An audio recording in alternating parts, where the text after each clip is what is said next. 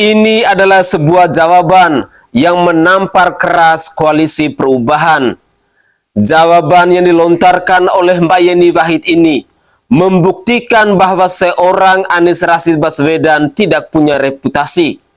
Anies Rashid Baswedan semestinya harus bercermin pada diri sendiri tentang rekam jejak yang dia keluarkan selama ini. Tentu, apa yang disuarakan oleh Mbak Yeni Wahid ini membuktikan bahwa rakyat Indonesia di negeri ini masih banyak yang mau mencintai negeri ini dengan setulus hati. Masih banyak memikirkan banyak aspek, tidak hanya dengan koalisi perubahan yang selalu berkoar-koar tentang perubahan itu sendiri. Fakta hanya membuktikan bahwa mereka hanya mampu berkoar-koar dengan kata-kata dan janji-janji manis, sementara rekam jejak yang asli membuktikan bahwa Anies Rashid Baswedan tidak berbuat apa-apa untuk negeri ini. Dan untuk lebih jelasnya, saya ingin mengajak pemirsa sekalian, mari kita bersama-sama menyimak, mari kita bersama-sama mendengar apa yang akan disuarakan oleh Mbak Yeni Wahid ini, yang digadang-gadang oleh koalisi perubahan bakal menjadi calon wakil presiden dari Bapak Anies Rashid Baswedan ini. Mari kita simak bersama-sama. Lu nggak percaya kan? Nih lo lihat sendiri nih gimana tamparannya Mbak Yeni, kanan kiri depan belakang. Lo lihat. Kalau soal pasangan dengan siapa nggak tahu, proses politiknya masih jauh. Memangnya Mas Baswedan sudah pasti bisa nyalon? Belum tentu juga. Memangnya Pak Prabowo udah pasti bisa nyalon? Belum tentu juga. Ini semua masih jauh, Belandanya masih jauh. Santai dulu, ngopi-ngopi aja gitu. Nah, tapi jawaban bahwa corak politik saya akan seperti apa, saya punya pertanggungjawaban yang harus saya pegang terhadap nilai-nilai yang selama ini sudah dianut oleh keluarga saya. Benar. Nah, itu yang akan jadi penerang jalan. Ya, kalau soal Anies Baswedan punya reputasi tertentu, biar Anies Baswedan yang jawab. Kalau saya pasti akan stay true to my values. Dan semua tindakan-tindakan politik saya akan didasarkan kepada nilai. Karena hanya itu yang saya punya. Kalau reputasi sudah rusak, dan ini pelajaran untuk para politisi-politisi muda yang akan, ini teman-teman yang mungkin punya niat jadi politisi ke depan nanti, ya, yang paling penting adalah your reputation. Mari dengar kisah tentang mereka yang merasa paling nasionalis, paling NKRI, paling Pancasilais, paling dekat dan peduli dengan rakyat, paling bijaksana dalam arah masa depan bangsa dan negara. Mereka menggurui dengan bangga, merasa paling hebat, seakan hanya mereka yang memiliki pengetahuan yang sempurna. Mereka berbicara tentang cinta tanah air dengan semangat yang menggebu, namun dalam prakteknya hanya omong kosong yang terlontar. Mereka memanfaatkan nasionalisme sebagai senjata politik untuk kepentingan pribadi, kekuasaan, dan popularitas semata. Mereka mengaku berdiri di atas puncak kebenaran, seolah-olah hanya mereka yang memiliki pengertian yang benar, tapi dalam kehidupan sehari-hari, sikap mereka biasa-biasa saja. Mereka terjebak dalam kemunafikan dan ketidakjujuran.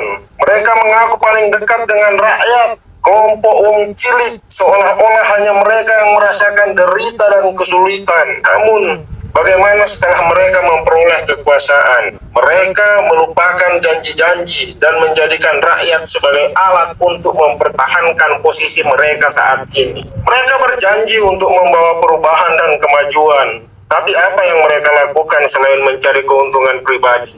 Mereka mengabaikan masalah nyata yang dihadapi oleh rakyat dan lebih sibuk dengan pencitraan dan retorika kosong. Jangan terperdaya oleh sandiwara mereka yang kian menggila. Mereka hanya ingin mempertahankan kekuasaan dan dominasi. Bukanlah nasionalis sejati yang peduli pada kepentingan rakyat, tapi hanya kelompok yang haus akan kekuasaan dan popularitas. Mari Kita buka mata dan telinga kita dengan bijak. Kita cari pemimpin yang benar-benar mengabdi pada rakyat, bukan mereka yang hanya pandai dalam penampilan semata, tapi mereka yang memiliki integritas dan komitmen yang nyata. Jangan biarkan diri kita terperangkap dalam tipu daya mereka. Bangunlah kesadaran akan manipulasi politik yang mereka ciptakan. Hargai pemimpin yang tulus dan jujur dalam bertindak, dan jadilah penentu perubahan yang sejati bagi negeri ini. Thank you. Assalamualaikum warahmatullahi wabarakatuh. Salam, Om Swastiastu, Namo Buddhaya, salam kebajikan dan salam sejahtera untuk kita semua.